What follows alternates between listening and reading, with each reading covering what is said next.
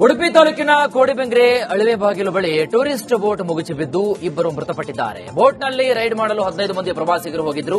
ಸಮುದ್ರದಲ್ಲಿ ಅಲೆಗಳ ಅಬ್ಬರಕ್ಕೆ ಸಿಲುಕಿ ಬೋಟ್ ಮುಗಿಸಿ ಬಿದ್ದಿದೆ. ಇಬ್ಬರು ಮೃತಪಟ್ಟಿದ್ದು ಹಲವರು ಅಸ್ವಸ್ಥರಾಗಿದ್ದಾರೆ. ತಕ್ಷಣವೇ ಪ್ರವಾಸಿಗರ ರಕ್ಷಣೆಗೆ ಸ್ಥಳೀಯರು ಧಾವಿಸಿದ್ದು ಸಮುದ್ರ ಪಾಲಾಗಿದ್ದ ಪ್ರವಾಸಿಗರನ್ನ ರಕ್ಷಣೆ ಮಾಡಿದ್ದಾರೆ.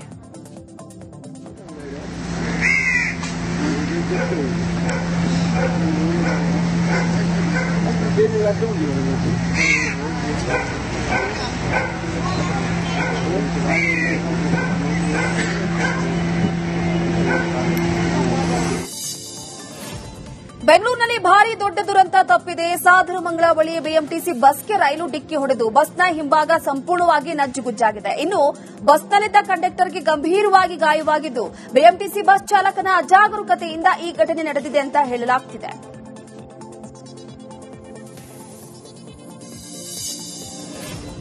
ಉಡುಪಿಯಲ್ಲಿ ಪುಟ್ಟಯ್ಯ ಶೆಟ್ಟಿಯವರ ಮನೆಯ ಆವರಣದಲ್ಲಿ ಚಿರತೆ ಓಡಾಟ ಮಾಡಿರುವಂತಹ ವಿಡಿಯೋ ಈಗ ಭೀತಿಯನ್ನು ಹುಟ್ಟಿಸ್ತಾ ಇದೆ. ಇತ್ತೀಚಿನ ದಿನಗಳಲ್ಲಿ ನಡೂರು ಹಾಗೂ ಸುತ್ತಮುತ್ತಲಿನ ಗ್ರಾಮಗಳಲ್ಲಿ ಹೆಚ್ಚಾಗಿ ಚಿರತೆ ಕಾಣಿಸಿಕೊಂಡಿದ್ದವು. ಸಂಜೆ ಹಾಗೂ ರಾತ್ರಿ ವೇಳೆಯಲ್ಲಿ ಇಲ್ಲಿನ ಜನರು ತಿರುಗಾಡಲು ಭಯಪಡ್ತಾ ಇದ್ದಾರೆ. ಇನ್ನು ಸ್ಥಳೀಯರು ಅರಣ್ಯ ಇಲಾಖೆಗೆ ಚಿರತೆಯನ್ನ ಸೆರೆ ಹಿಡಿಯುವಂತೆ ಒತ್ತಾಯಿಸಿದ್ದಾರೆ. ಪೌರಾಯುಕ್ತಗೆ ಧಮಕಿ ಹಾಕಿದ ರಾಜೀವ್ ಗೌಡ ಎಸ್ಕೇಪ್ ಪ್ರಕರಣಕ್ಕೆ ಸಂಬಂಧಪಟ್ಟಂತೆ ತುಮಕೂರಿನಲ್ಲಿ ಪ್ರತಿಕ್ರಿಯೆ ನೀಡಿದ ಗೃಹ ಸಚಿವ ಪರಮೇಶ್ವರ್, ರಾಜೀವ್ ಗೌಡನನ್ನ ಹಿಡಿತೀವಿ, ಸವಾಲೇನೂ ಇಲ್ಲ, ಎಲ್ಲೋ ತಪ್ಪಿಸ್ಕೊಂಡು ಹೋಗಿದ್ರು ಕೂಡ ಹಿಡಿತೀವಿ, ಎಷ್ಟು ದಿನ ತಪ್ಪಿಸ್ಕೊಂಡು ಹೋಗೋಕೆ ಸಾಧ್ಯ ಅಂತ ಹೇಳಿದ್ದಾರೆ. ರಾಜ್ಯದಲ್ಲಿ ದ್ವೇಷ ಭಾಷಣ ತಾರಕಕ್ಕೇರಿದೆ. ಪ್ರತಿಬಂಧಕ ವಿಧೇಯಕ ಜಾರಿಗೆ ಸಿದ್ಧತೆ ಹಿನ್ನೆಲೆ ವಿಶ್ವ ಹಿಂದೂ ಪರಿಷತ್ನಿಂದ ರಾಜ್ಯಪಾಲರಿಗೆ ಮನವಿ ಸಲ್ಲಿಕೆ ಮಾಡಿದ್ದಾರೆ. ವಿಧಾನಮಂಡಲದಲ್ಲಿ ಅಂಗೀಕೃತವಾಗಿರುವಂತಹ ವಿಧೇಯಕಕ್ಕೆ ಅಂಕಿತ ಹಾಕದಂತೆ ಮನವಿ ಮಾಡಿದ್ದಾರೆ. ವಿಶ್ವ ಹಿಂದೂ ಪರಿಷತ್ ರಾಷ್ಟ್ರೀಯ ಕಾರ್ಯದರ್ಶಿ ದೇವವ್ರತ್ ರಾವತ್ ನೇತೃತ್ವದಲ್ಲಿ ಭೇಟಿ ನೀಡಿದ್ದು ಮನವಿ ಸಲ್ಲಿಸಿದ್ದಾರೆ. ಇನ್ನು ನಾಳೆಯ ಪ್ರತಿಭಟನೆ ಹಾಗೂ ರಾಜಭವನ ಚಲೋ ಬಗ್ಗೆ ಪ್ರತಿಕ್ರಿಯೆ ನೀಡಿದ ಡಿಕೆ ಶಿವಕುಮಾರ್, ಬಿಜೆಪಿ ಕಚೇರಿ ಬೇಡ ಅಂತ ರಾಜಭವನ ಚಲೋ ಇಟ್ಕೊಂಡಿದ್ದೇವೆ, ವಿಧಾನಸಭೆಯಲ್ಲಿ ಮನ್ರೇಗಾ ಚರ್ಚೆ ವಿಚಾರ ಬೃಹತ್ ಪ್ರತಿಭಟನೆಗೆ ಪ್ಲಾನ್ ಮಾಡಲಾಗಿದೆ, ಕಾಯ್ದೆ ವಾಪಸ್ ತೆಗೆದುಕೊಳ್ಳುವವರೆಗೂ ಕೂಡ ಹೋರಾಟವನ್ನ ಮಾಡ್ತೇವೆ ಅಂತ ಕಿಡಿಕಾರಿದ್ದಾರೆ. ನಾಳೆ ಬೆಳಗ್ಗೆ ರಾಜಭವನ್ಗೆ ಚಲೋ ಕಾರ್ಯಕ್ರಮವನ್ನ ಇವತ್ತು ಹಮ್ಮಿಕೊಂಡಿದ್ದೇವೆ. ಇದಾದ ಮೇಲೆ ಪ್ರತಿ ತಾಲೂಕಿನಲ್ಲೂ ಕೂಡ ಕನಿಷ್ಠ 5 ಕಿಲೋಮೀಟರ್ ಪಾದಯಾತ್ರೆ ಕೂಡ ಹಮ್ಮಿಕೊಂಡು ಪ್ರತಿ ಪಂಚಾಯಿತಿಯಲ್ಲೂ ಕೂಡ ಈ ಒಂದು ಹೋರಾಟವನ್ನ ಹಮ್ಮಿಕೊಳ್ಳಿಕ್ಕೆ ಈಗಾಗಲೇ ನಾವು ಮಾರ್ಗದರ್ಶನವನ್ನ. ಗೋಕರ್ಣದ ಮುಖ್ಯ ಕಡಲ ತೀರದಲ್ಲಿ ಕೋಸ್ಟಲ್ ಗಾರ್ಡ್ಸ್ 3 ಪ್ರವಾಸಿಗರನ್ನ ರಕ್ಷಣೆ ಮಾಡಿದ್ದಾರೆ. ಚಿತ್ರದುರ್ಗದಿಂದ 21 ಜನ ಸ್ನೇಹಿತರು ಗೋಕರ್ಣಕ್ಕೆ ಪ್ರವಾಸಕ್ಕೆ ಬಂದಿದ್ರು. ಈ ವೇಳೆ ಈಜಾಡಲು 6 ಜನ ಸಮುದ್ರದಲ್ಲಿ ಇಳಿದಿದ್ದು ನೀರಿನ ಸೆಳೆತಕ್ಕೆ 3 ನೀರಲ್ಲಿ ಮುಳುಗಿದ್ದಾರೆ. ಇನ್ನು ತಕ್ಷಣ ಲೈಫ್ ಗಾರ್ಡ್ಸ್ ನೀರಿಗೆ ಧುಮುಕಿ ಪ್ರವಾಸಿಗರನ್ನ ರಕ್ಷಣೆ ಮಾಡಿದ್ದಾರೆ. ರಾಜ್ಯದಲ್ಲಿರುವಂತಹ ಬಾಂಗ್ಲಾ ನುಸುಳುಕೋರರನ್ನ ರಿಪಬ್ಲಿಕ್ ಕನ್ನಡ ಬಯಲಿಗೆ ಎಳಿತಾ ಇದ್ದಂತೆ ಕೇಂದ್ರ ಗೃಹ ಸಚಿವರಿಗೆ ಶಾಸಕ ಯತ್ನಾಳ್ ಪತ್ರವನ್ನ ಬರೆದಿದ್ದಾರೆ. ಬಾಂಗ್ಲಾ ನಿವಾಸಿಗಳನ್ನ ಕೂಡಲೇ ಗಡೀಪಾರು ಮಾಡಬೇಕು, ರಾಜ್ಯ ಸರ್ಕಾರಕ್ಕೆ ನಿರ್ದೇಶಿಸುವುದಕ್ಕೆ ಇದನ್ನ ಮನವಿ ಮಾಡಲಾಗಿದ್ದು, ಕಾಂಗ್ರೆಸ್ ಸರ್ಕಾರದ ವೈಫಲ್ಯದಿಂದ ಕರ್ನಾಟಕ ಬಾಂಗ್ಲಾ ನಿವಾಸಿಗಳ ತವರೂರಾಗಿದೆ. ಹೀಗಾಗಿ ರಾಜ್ಯದೆಲ್ಲೆಡೆ ಬಾಂಗ್ಲಾ ನಿವಾಸಿಗಳು ಅಕ್ರಮವಾಗಿ ನೆಲೆಸಿದ್ದಾರೆ ಅಂತ ಪತ್ರವನ್ನ ಬರೆದಿದ್ದಾರೆ.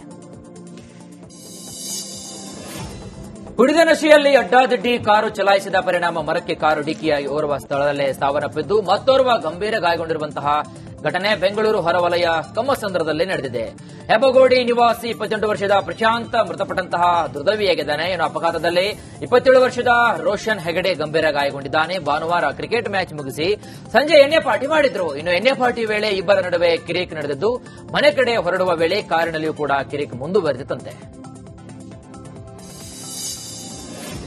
ಬೆಂಗಳೂರಿನಲ್ಲಿ ನಡೆದಿದ್ದಂತಹ ಟೆಕ್ಕಿ ಶರ್ಮಿಳಾ ಕೊಲೆ ಪ್ರಕರಣಕ್ಕೆ ಬಿಗ್ ಟ್ವಿಸ್ಟ್ ಸಿಕ್ಕಿದೆ. ತನಿಖೆ ವೇಳೆ ಆರೋಪಿ ಕರ್ನಲ್ ಕುರೈ ಸ್ಫೋಟಕ ಮಾಹಿತಿಯನ್ನ ಬಾಯ್ಬಿಟ್ಟಿದ್ದಾನೆ. ಶರ್ಮಿಳಾ ಮೇಲೆ ವಿಕೃತಿಯ ಮನಸ್ಥಿತಿ ಹೊಂದಿದ್ದ ಕರ್ನಲ್ ಕುರೈ 1.5 ತಿಂಗಳಿಂದ ಫಾಲೋ ಮಾಡ್ತಾ ಇದ್ದ. ಹಾಗೆ ಟೆರೆಸ್ ಮೇಲೆ ಹೋಗೋದು, ಬಸ್ ನಿಲ್ದಾಣದಲ್ಲಿ ಕಾಯ್ತಾ ಇದ್ದ. ಇನ್ನು ಮನೆಗೆ ನುಗ್ಗಿ ಶರ್ಮಿಳಾ ಮೇಲೆ ಅತ್ಯಾಚಾರಕ್ಕೆ ಯತ್ನಿಸಿದ ಕುರೈ ಪ್ರತಿರೋಧ ಒಡ್ಡಿದಾಗ ಹಲ್ಲೆ ಮಾಡಿ ಕತ್ತನ್ನ ಹಿಸುಕಿ ಕೊಲೆ ಮಾಡಿದ್ದ. ಬಳಿಕ ಹಾಸಿಗೆ ಮೇಲೆ ಬೆಂಕಿ ಹಾಕಿ ಸ್ಲೈಡ್ ಡೋರ್ನಿಂದ ಎಸ್ಕೇಪ್ ಆಗಿದ್ದಾರೆ. ಜಿಬಿಎ ಚುನಾವಣೆಗೆ ಭರ್ಜರಿ ತಯಾರಿ ನಡೆಸಲಾಗ್ತಾ ಇದೆ. 369 ವಾರ್ಡ್ಗಳಲ್ಲಿ 88.9 ಲಕ್ಷ ಮತದಾರರು ಇದ್ದಾರೆ ಅಂತ ಹೇಳಲಾಗ್ತಾ ಇದೆ. ಆದರೆ ವಾರ್ಡ್ ವಿಂಗಡಣೆಯಿಂದ ಮತದಾರರ ಸಂಖ್ಯೆಯಲ್ಲಿ ಅಸಮಾನತೆ ಎದುರಾಗಿದ್ದು ಇದೀಗ ಕೆಲವೊಂದಿಷ್ಟು ವಾರ್ಡ್ಗಳಲ್ಲಿ ಅಧಿಕ ಮತದಾರರು, ಕೆಲ ವಾರ್ಡ್ನಲ್ಲಿ ಕಡಿಮೆ ಮತದಾರರು ಇದ್ದಾರೆ ಅಂತ ಹೇಳಲಾಗ್ತಾ ಇದೆ. ಪೂರ್ವ ವಲಯದ ಕೊತ್ತನೂರು ವಾರ್ಡ್ನಲ್ಲಿ 10,926 ಮತದಾರರು ಇದ್ದರೆ ಪಶ್ಚಿಮ ವಲಯದ ಆರ್ಆರ್ ನಗರ ವಾರ್ಡ್ನಲ್ಲಿ 49,530 ಮತದಾರರು ಇದ್ದಾರೆ ಅಂತ ಹೇಳಲಾಗ್ತಾ ಇದೆ. ಬೆಳಗಾವಿಯ ಖಾನಾಪುರದಲ್ಲಿ 400 ಕೋಟಿ ರಾಬರಿಯಾಗಿದ್ದು ಎಂಎಲ್ಸಿ ಎನ್ ರವಿಕುಮಾರ್ ಪ್ರತಿಕ್ರಿಯಿಸಿದ್ದಾರೆ. ಇದರ ಹಿಂದೆ ವಿರಾಟ್ ವಿಶಾಲ್ ನಾಯ್ಡು ಇದ್ದಾರೆ. ಸೈಯದ್ ಹಜಾರೆ ಬಿಸಿನೆಸ್ ನಡೆಸ್ತಾ ಇದ್ದು ಅವರ ಲಾರಿ ಮೂಲಕವೇ ಹಣವನ್ನ ಕಳುಹಿಸಿದ್ದಾರೆ. ನಾಸಿಕ್, ಗೋವಾ, ಕರ್ನಾಟಕ ಮೂಲಕ ತಿರುಪತಿಗೂ ಕೂಡ ಹಣ ಕಳುಹಿಸ್ತಾ ಇದ್ರು. ಈ 400 ಕೋಟಿ ಹಣ ಕಾಂಗ್ರೆಸ್ಗೆ ಸೇರಿದ್ದು ಮಹಾರಾಷ್ಟ್ರ ಸಿಎಂ ದೇವೇಂದ್ರ ಫಡ್ನವೀಸ್ ಹೇಳಿದ್ದಾರೆ ಅಂತ ಎಂಎಲ್ಸಿ ಎನ್ ರವಿಕುಮಾರ್ ಹೇಳಿದ್ದಾರೆ. ಕಾಂಗ್ರೆಸ್ ಸರ್ಕಾರದ ವೈಫಲ್ಯದ ವಿರುದ್ಧ ಬಿಜೆಪಿ ನಾಯಕರು ಸಿಡಿದೆದ್ದಿದ್ದಾರೆ. ನಾಳೆ ವಿಧಾನಸೌಧದ ಗಾಂಧಿ ಪ್ರತಿಮೆ ಎದುರು ಬೃಹತ್ ಪ್ರತಿಭಟನೆಗೆ ಪ್ಲಾನ್ ಮಾಡಲಾಗಿದೆ. ರಾಜ್ಯಪಾಲರ ಮೇಲೆ ಕಾಂಗ್ರೆಸ್ ಶಾಸಕರ ದಬ್ಬಾಳಿಕೆ ಹಾಗೂ ಸಚಿವ ಆರ್ಬಿ ತಿಮ್ಮಾಪುರ್ ರಾಜೀನಾಮೆಗೆ ಆಗ್ರಹಿಸಿ ಪ್ರತಿಭಟನೆ ನಡೆಸಲಿದ್ದಾರೆ. ಮನ್ರೇಗಾ ಯೋಜನೆಯ ಹೆಸರು ಬದಲಾವಣೆ ಹಾಗೂ ಯೋಜನೆಯಲ್ಲೂ ಸಾಕಷ್ಟು ಬದಲಾವಣೆ ಮಾಡಿರುವುದನ್ನು ಖಂಡಿಸಿ ರಾಷ್ಟ್ರೀಯ ಮಟ್ಟದಲ್ಲಿ ಕಾಂಗ್ರೆಸ್ ಪ್ರತಿಭಟನೆಗೆ ಮುಂದಾಗಿದೆ. ಇದರ ಭಾಗವಾಗಿ ರಾಜ್ಯದಲ್ಲೂ ಕೂಡ ಬೃಹತ್ ಪ್ರತಿಭಟನೆ ನಾಳೆ ನಡೆಯಲಿದೆ. ಎಲ್ಲಾ ಜಿಲ್ಲಾ ಕೇಂದ್ರ ಸೇರಿದಂತೆ ರಾಜ್ಯದ ಎಲ್ಲಾ ಕಡೆ ಪ್ರತಿಭಟನೆಯ ಜೊತೆಗೆ ಬೆಂಗಳೂರಿನ ಫ್ರೀಡಂ ಪಾರ್ಕ್ನಲ್ಲೂ ಕೂಡ ಬೃಹತ್ ಪ್ರತಿಭಟನೆಗೆ ಕಾಂಗ್ರೆಸ್ ಪಾಳೆಯ ಮುಂದಾಗಿದೆ. ನಾಳೆ ಫ್ರೀಡಂ ಪಾರ್ಕ್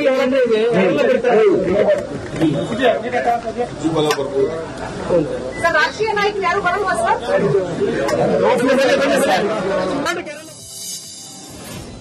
ಶಿಡ್ಲಘಟ್ಟ ಪೌರಾಯುಕ್ತೆಗೆ ಅವಾಚ್ಯ ಪದಗಳಿಂದ ನಿಂದಿಸಿ ಬೆದರಿಕೆ ಹಾಕಿದ್ದ ರಾಜುಗೌಡ ಪರಾರಿಯಾಗಿ ಜಾಲಿಯಾದ್ರೆ ಇತ್ತ ಪೊಲೀಸರು ಜಾಲಿ ಖಾಲಿಯಾಗಿದ್ದಾರೆ. ಇನ್ನು ಪರಾರಿ ವೀರ ಮಂಗಳೂರಿನಿಂದ ಕೇರಳ ಅಥವಾ ಗೋವಾಕ್ಕೆ ಎಸ್ಕೇಪ್ ಆಗಿದ್ದಾನೆ ಅಂತ ಹೇಳಲಾಗ್ತಾ ಇದೆ. ಹೀಗಾಗಿ ಮಂಗಳೂರಿನಲ್ಲಿ 3-4 ದಿನದಿಂದ ಪೊಲೀಸರು ಶೋಧವನ್ನು ನಡೆಸ್ತಾ ಇದ್ದಾರೆ.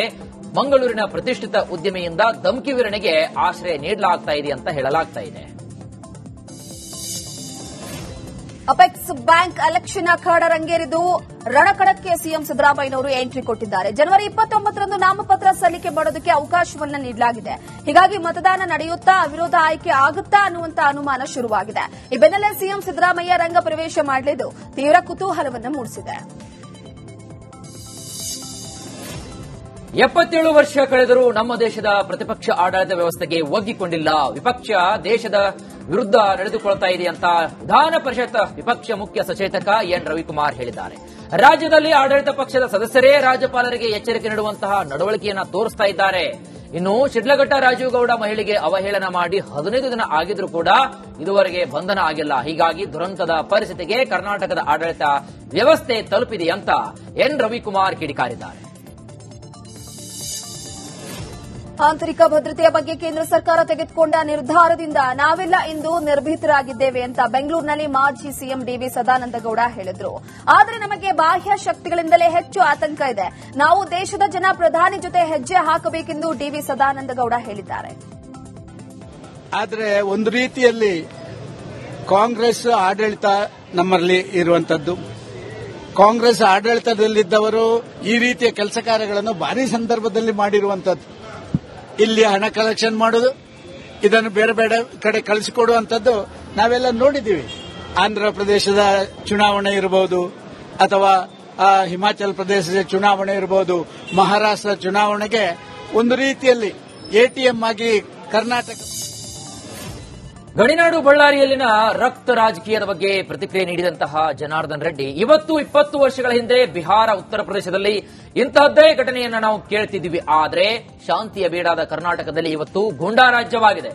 ನನ್ನ ಮೇಲೆ ಗುಂಡಿನ ದಾಳಿಯನ್ನ ಮಾಡಿದ್ರು, ಇನ್ನು ಶಾಸಕರು ಅವರ ಬೆಂಬಲಿಗರನ್ನ ಅರೆಸ್ಟ್ ಮಾಡಿಲ್ಲ, ಹೀಗಂತ ಕಿಡಿಕಾರಿದ್ದಾರೆ ರೆಡ್ಡಿ.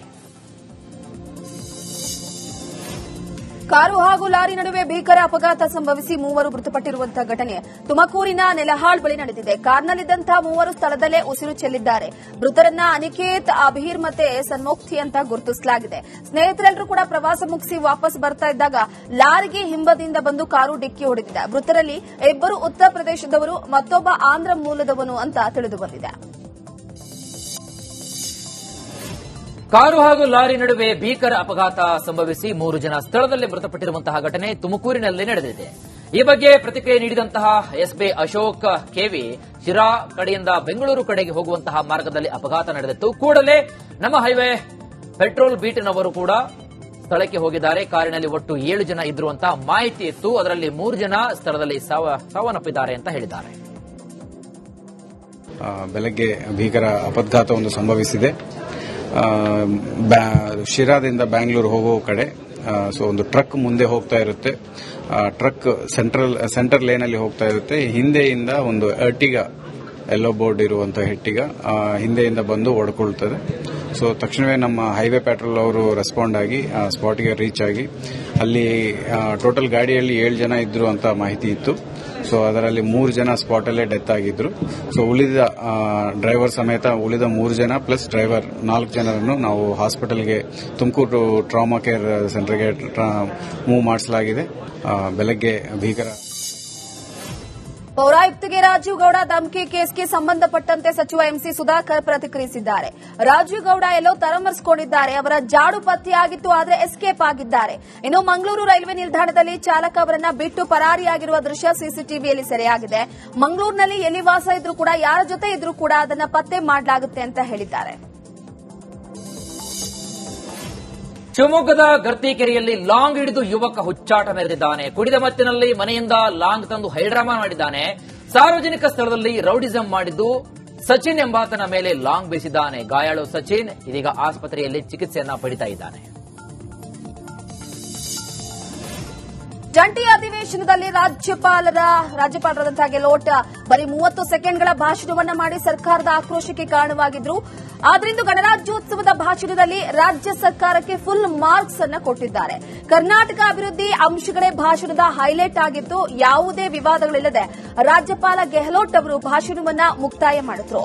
ಸರ್ಕಾರ ಬರೆದುಕೊಟ್ಟ ಭಾಷಣವನ್ನ ಸಂಪೂರ್ಣವಾಗಿ ಓದಿದ್ದಾರೆ. ಇನ್ನು 400 ಕೋಟಿ ರಾಬರಿ ಬಗ್ಗೆ ಪ್ರತಿಕ್ರಿಯೆ ನೀಡಿದಂತಹ ಕೋಲಾರದಲ್ಲಿ ಜಿಲ್ಲಾ ಉಸ್ತುವಾರಿ ಸಚಿವ ಬಿಎಸ್ ಸುರೇಶ್, ದುಡ್ಡು ಯಾರದ್ದು, ಅದರಲ್ಲಿ ಕಾಂಗ್ರೆಸ್ ಅಂತ ನೋಟ್ ಮೇಲೆ ಬರೆದಿದೆಯಾ, ಆಪಾದನೆ ಮಾಡೋದಕ್ಕೆ ಸರಿಯಾದ ದಾಖಲೆ ಇರಬೇಕಲ್ವಾ, ಈಗೇನು ಎಲೆಕ್ಷನ್ ನಡೀತಾ ಇದೆಯಾ, ತನಿಖೆ ನಡೀತಾ ಇದೆ, ನಡೀಲಿ ನೋಡೋಣ ಅಂತ ಹೇಳಿದ್ದಾರೆ.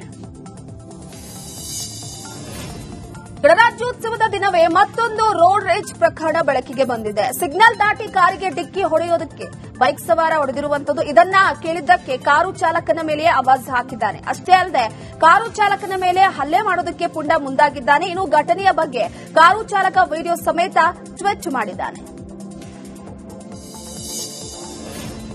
ಹಂದಿ ಸಾಕಾಣಿಕೆ ಮಾಡುವ ವಿಚಾರಕ್ಕೆ ಬಾಗಲಕೋಟೆ ಜಿಲ್ಲೆಯ ಬೀಳಿಗೆ ಕ್ರಾಸ್ನಲ್ಲಿ 2 ಗುಂಪುಗಳ ನಡುವೆ ಮಾರಾಮಾರಿ ನಡೆದು ಹೋಗಿದೆ. ಒಂದು ಏರಿಯಾದವರು ಇನ್ನೊಂದು ಏರಿಯಾಕ್ಕೆ ಎಂಟ್ರಿ ಅದಕ್ಕೆ ಗಲಾಟೆಯಾಗಿದೆ. ಗುಡಿಸಲಿಗೆ ಒಂದು ಗುಂಪು ಬೆಂಕಿಯಿಟ್ಟು ಅಟ್ಟಹಾಸವನ್ನ ಮೆರೆದಿದೆ. ಇನ್ನು ಕಿತ್ತಾಟದಲ್ಲಿ 4 ಗಂಭೀರವಾಗಿ ಗಾಯಗೊಂಡಿದ್ದಾರೆ. ಸ್ಥಳಕ್ಕೆ ಬೀಳಿಗೆ ಪೊಲೀಸರು ಭೇಟಿ ನೀಡಿ ಪರಿಶೀಲನೆ ನಡೆಸಿದ್ದಾರೆ.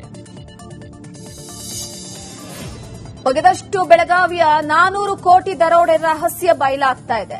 ರಾಬರಿ ಹಣದ ಹಿಂದೆ ರಾಜಕೀಯ ವ್ಯಕ್ತಿ ನಂಟಿರುವಂತಹ ಅನುಮಾನ ಮೂಡಿದೆ. ಅನಾಮಿಕಾ ಗುಜರಾತ್ ರಾಜಕಾರಣಿ ಬ್ಲಾಕ್ ಅಂಡ್ ವೈಟ್ ದಂಧೆ ಮಾಡ್ತಾ ಇದ್ನ ಅನ್ನೋ ಪ್ರಶ್ನೆ ಹುಟ್ಟುಕೊಂಡಿದೆ.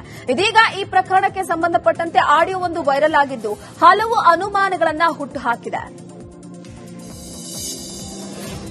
ಆಕಸ್ಮಿಕ ಬೆಂಕಿ ಅವಘಡಕ್ಕೆ ಮನೆಯೊಂದು ಸುಟ್ಟು ಕರಕಲಾಗಿದೆ. ಕೊಡಗು ಜಿಲ್ಲೆಯ ಸೋಮವಾರಪೇಟೆ ಕಾಜೂರು ಗ್ರಾಮದಲ್ಲಿ ಘಟನೆ ನಡೆದಿದೆ. ಗ್ರಾಮದ ಪುಷ್ಪ ಎಂಬುವರಿಗೆ ಸೇರಿದ ಮನೆ ಸಂಪೂರ್ಣವಾಗಿ ಬೆಂಕಿಗೆ ಆಹುತಿಯಾಗಿದೆ. ಅದೃಷ್ಟವಶಾತ್ ಪುಷ್ಪ ಹಾಗೂ ಮೊಮ್ಮಗ ಹರ್ಷಿತ್ ಪ್ರಾಣಾಪಾಯದಿಂದ ಪಾರಾಗಿದ್ದಾರೆ. ಗೋಕರ್ಣ ಸಮುದ್ರದಲ್ಲಿ ಆಟವಾಡುವುದಕ್ಕೆ ತೆರಳಿದ ಯುವತಿ ನಾಪತ್ತೆಯಾಗಿದ್ದಾಳೆ. ಕೇರಳ ಮೂಲದ ವಿದ್ಯಾರ್ಥಿನಿ ಕಲ್ಯಾಣಿ ನಾಪತ್ತೆಯಾಗಿದ್ದು ಒಟ್ಟು 12 ಜನ ಕೊಪ್ಪಳದ ಕೆಎಂಸಿ ವೈದ್ಯಕೀಯ ಕಾಲೇಜಿನ ವಿದ್ಯಾರ್ಥಿಗಳು ಗೋಕರ್ಣ ಪ್ರವಾಸಕ್ಕೆ ಬಂದಿದ್ರು. ನಿನ್ನೆ ಸಂಜೆ ಸಮುದ್ರಕ್ಕೆ ಇಳಿದಿದ್ರು. ಸಮುದ್ರ ಪಾಲಾಗ್ತಾ ಇದ್ದ ಇಬ್ಬರನ್ನ ರಕ್ಷಣೆ ಮಾಡಲಾಗಿತ್ತು. ಆದರೆ ಒಬ್ಬಳು ನಾಪತ್ತೆಯಾಗಿದ್ದಾಳೆ. ಹಾವೇರಿ ನಗರದಲ್ಲಿ ಬೀದಿ ನಾಯಿಗಳ ಹಾವಳಿ ಮಿತಿ ಮೀರಿದ್ದು ಶ್ವಾನಗಳಿಗೆ ಸಂತಾನಹರಣ ಚಿಕಿತ್ಸೆ ಮಾಡಲಾಗ್ತಾ ಇದೆ. ಆದರೆ ಇದನ್ನು ಕಾಟಾಚಾರಕ್ಕೆ ಮಾಡುತ್ತಿರುವ ಆರೋಪ ಕೇಳಿ ಬಂದಿದೆ. 1400 ನಾಯಿಗಳ ಪೈಕಿ 4 ದಿನದಲ್ಲಿ ಕೇವಲ 83 ನಾಯಿಗಳಿಗೆ ಮಾತ್ರ ಸಂತಾನಹರಣ ಚಿಕಿತ್ಸೆ ನೀಡಲಾಗಿದೆಯಂತೆ. 400 ಕೋಟಿ ರಾಬರಿ ಪ್ರಕರಣಕ್ಕೆ ಸಂಬಂಧಪಟ್ಟಂತೆ ಮೀನುಗಾರಿಕಾ ಸಚಿವ ಮಂಕಾಳ ವೈದ್ಯ ಪ್ರತಿಕ್ರಿಯಿಸಿದ್ದಾರೆ. ಕಾರವಾರದಲ್ಲಿ ಮಾತನಾಡಿದ ಅವರು, ಬಿಜೆಪಿಯವರು ಅಸಹಾಯಕರಾಗಿ ಕಾಂಗ್ರೆಸ್ ಮೇಲೆ ಹಾಕ್ತಾ ಇದ್ದಾರೆ. ಕೇಂದ್ರದ ಬಳಿ ಇಡಿ ಐಟಿ ಇದ್ರೂ ಕೂಡ ನಿಷ್ಕ್ರಿಯರಾಗಿದ್ದಾರೆ. ಬಿಜೆಪಿ ಸರ್ಕಾರ ಈ ದೇಶವನ್ನು ನಡೆಸ್ತಾ ಇದ್ದಾರಾ ಇಲ್ವೋ ಅಂತ ಮಂಕಾಳ ವೈದ್ಯ ಪ್ರಶ್ನೆಯನ್ನ ಮಾಡಿದ್ದಾರೆ.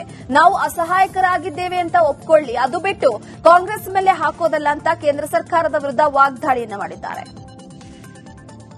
ನಮ್ಮ ದೇಶದಲ್ಲೇ ಫಸ್ಟ್ ರಾಬ್ರಿ ಅಂದರೆ ಆದದ್ದಾದರೆ ಅಷ್ಟು ದೊಡ್ಡದು ಆಗಲಿಲ್ಲ ಅಂದೇಳಿ ನಮ್ಮ ಯಾರು ಬೆಳಗಾವಿ SP ಅವರೇ ಡೀಟೇಲ್ಸ್ ಕೊಟ್ಟರೆ ಆದದ್ದಾದ್ರೆ ಅಂದೇಳಿ ಕಾಂಗ್ರೆಸ್ನವ್ರದ್ದು ಅಂದೇಳಿ ಇವ್ರು BJP ಅವ್ರು ಹೇಳ್ತಾ ಇದ್ದಾರಲ್ಲ, ಇವ್ರ ಹತ್ರ ಏನು ED ಇನ್ಕಮ್ ಟ್ಯಾಕ್ಸು ಅಥವಾ ಇವ್ರ ಹತ್ರ ಇದು ಇಲ್ವಾ, ಶಕ್ತಿ ಇಲ್ಲೇನ್ರಿ, ಕಳ್ಕೊಂಡಿದ್ದು ನಿಷ್ಕ್ರಿಯ ಆಗಿದೆಯಾ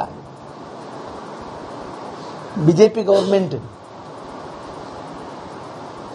ಈ ದೇಶ ನಡೆಸ್ತಾ ಇದಾರೆ?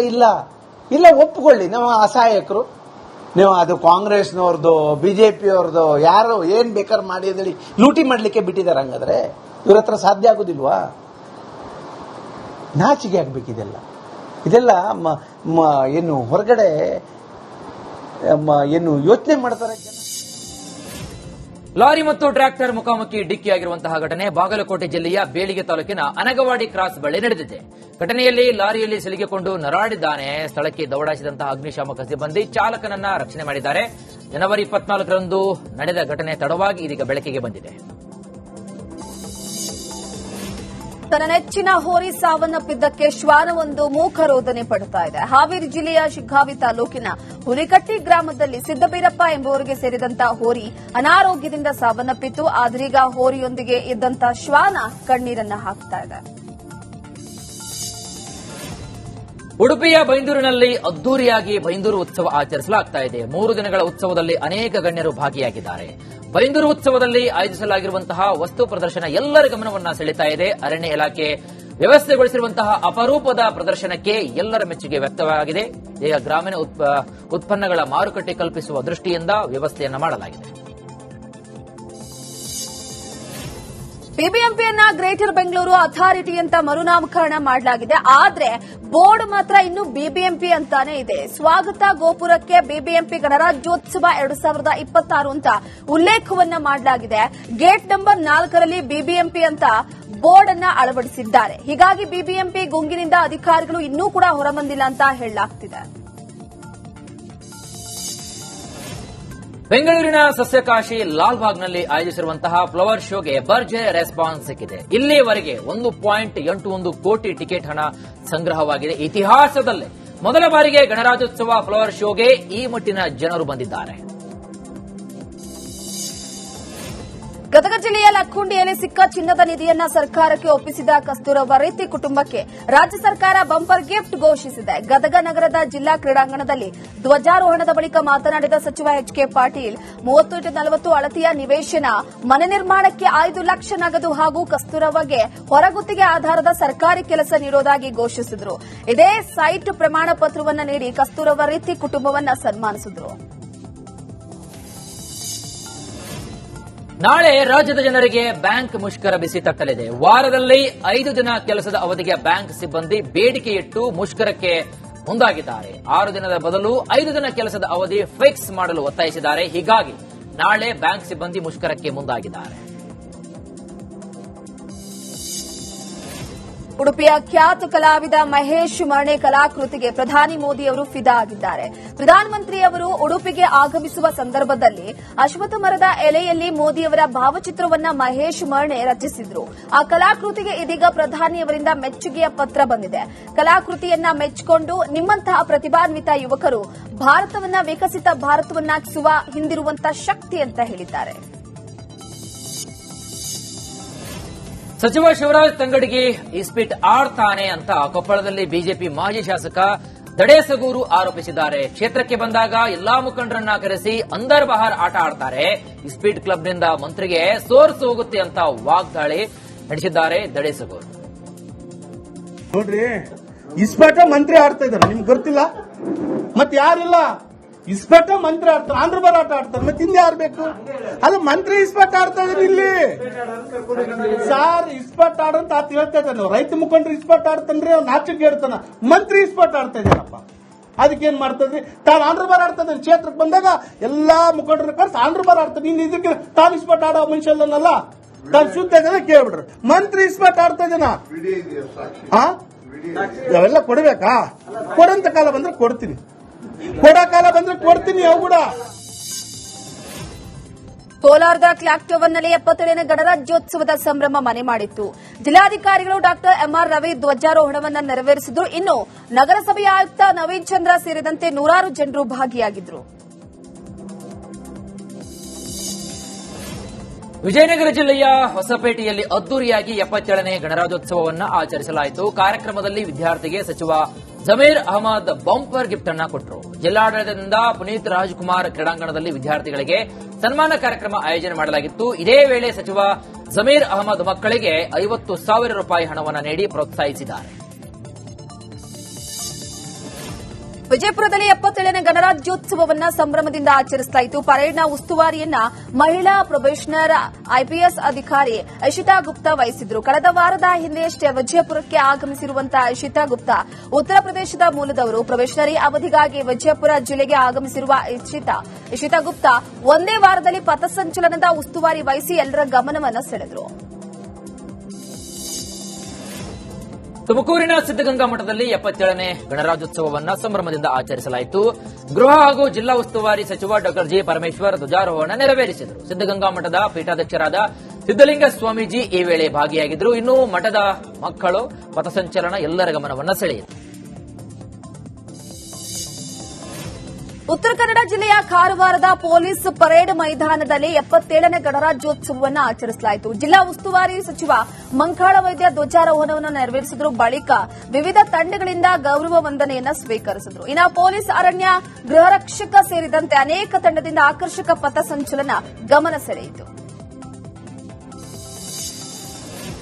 ಕೋಲಾರದಲ್ಲೂ 77ನೇ ಗಣರಾಜ್ಯೋತ್ಸವ ಸಂಭ್ರಮಾಚರಣೆ ಮನೆ ಮಾಡಿತ್ತು. ಜಿಲ್ಲಾ ಉಸ್ತುವಾರಿ ಸಚಿವ ಭೈರತಿ ಸುರೇಶ್ ಇಲ್ಲಿನ ವಿಶ್ವೇಶ್ವರಯ್ಯ ಕ್ರೀಡಾಂಗಣದಲ್ಲಿ ಧ್ವಜಾರೋಹಣ ನೆರವೇರಿಸಿದರು. ಕೋಲಾರ ಶಾಸಕ ಕೊತ್ತೂರು ಮಂಜುನಾಥ್, ಎಂಎಲ್ಸಿ ಅನಿಲ್ ಕುಮಾರ್, ಜಿಲ್ಲಾಧಿಕಾರಿ ಡಾಕ್ಟರ್ ಎಂಆರ್ ರವಿ ಸೇರಿದಂತೆ ಹಲವು ಗಣ್ಯರು ಭಾಗಿಯಾಗಿದ್ದರು. ಬಾಗಲಕೋಟೆಯ ಜಿಲ್ಲಾ ಕ್ರೀಡಾಂಗಣದಲ್ಲಿ ಉಸ್ತುವಾರಿ ಸಚಿವ ಆರ್ಬಿ ತಿಮ್ಮಾಪುರ್ ಧ್ವಜಾರೋಹಣವನ್ನು ನೆರವೇರಿಸಿದರು. ಪೊಲೀಸರು ಹಾಗೂ ವಿವಿಧ ಶಾಲಾ ವಿದ್ಯಾರ್ಥಿಗಳ ಆಕರ್ಷಕ ಪಥಸಂಚಲನ ಗಮನ ಸೆಳೆಯಿತು. ತೆರೆದ ವಾಹನದಲ್ಲಿ ಸಂಚರಿಸಿ ಸಚಿವ ಆರ್ಬಿ ತಿಮ್ಮಾಪುರ್ ಗೌರವ ವಂದನೆಯನ್ನು ಸ್ವೀಕರಿಸಿದರು. ವಿಜಯಪುರ ಜಿಲ್ಲಾ ಉಸ್ತುವಾರಿ ಸಚಿವ ಎಂಬಿ ಪಾಟೀಲ್ ಜಿಲ್ಲಾ ಕ್ರೀಡಾಂಗಣದಲ್ಲಿ ಜಿಲ್ಲಾ ಧ್ವಜಾರೋಹಣವನ್ನು ನೆರವೇರಿಸಿದರು. ಧ್ವಜಾರೋಹಣ ಬಳಿಕ ತೆರೆದ ವಾಹನದಲ್ಲಿ ಆಕರ್ಷಕ ಪಥಸಂಚಲನವನ್ನು ವೀಕ್ಷಣೆ ಮಾಡಿದರು. ಕಾರ್ಯಕ್ರಮದಲ್ಲಿ ಶಾಸಕ ವಸನಗೌಡ ಪಾಟೀಲ್ ಯತ್ನಾಳ್, ಜಿಲ್ಲಾಧಿಕಾರಿ doctor Anand K, SP Laxman Nimbargi ಸೇರಿದಂತೆ ಜಿಲ್ಲೆಯ ಮುಖಂಡರು ಪಾಲ್ಗೊಂಡಿದ್ದರು. ಮಂಗಳೂರಿನ ವೆಂಕಟರಮಣ ದೇವಾಲಯದ ರಥಬೀದಿಯಲ್ಲಿ ಓಕುಳಿ ಮಹೋತ್ಸವ ನಡೆಯಿತು. ಶ್ರೀವೀರ ವೆಂಕಟರಮಣ ದೇವರ ಕೋಡಿಯಾಲ ತೀರಿನ ಅಂಗವಾಗಿ ಕಾರ್ಯಕ್ರಮವನ್ನು ನೆರವೇರಿಸಲಾಯಿತು. ಸಾವಿರಾರು ಮಂದಿ ಭಕ್ತರು ಈ ಅವಭೂತೋತ್ಸವದಲ್ಲಿ ಪಾಲ್ಗೊಂಡಿದ್ದರು. ಪುರುಷರು ಹಾಗೆ ಮಹಿಳೆಯರು, ಮಕ್ಕಳು ಬಣ್ಣ ಎರಚುವ ಮೂಲಕ ಸಂಭ್ರಮಪಟ್ಟರು.